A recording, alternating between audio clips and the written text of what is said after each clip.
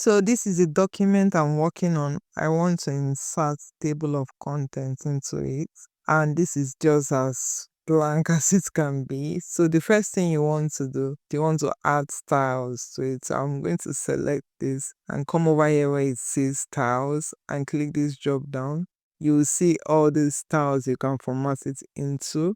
I'm going to quickly add heading 1 to this one, because I've already formatted my heading 1 how it will look. That's why it's looking the way I want it to look. So if I go over to a second one, this one I want it to be heading 2.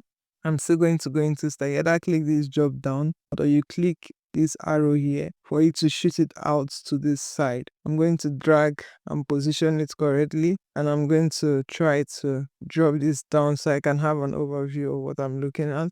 Now, if I pick on heading 2, you see it has all these colors. It's not set. You can see what it has here. But what I'm going to do is I'm going to quickly hover my mouse around heading 2 and modify. This is heading 2, text style normal.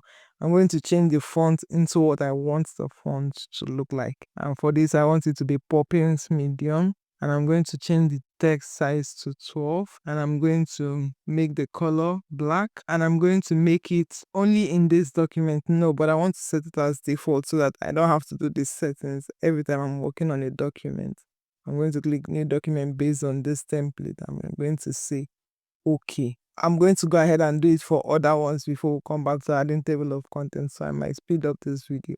Okay, so I finished adding all the styles to where I want the heading 1 and the heading 2 to be. Remember that you can have more than one heading. This is going to be my overhead title. So I'm going to click on here and I will do Ctrl Enter to give a page break.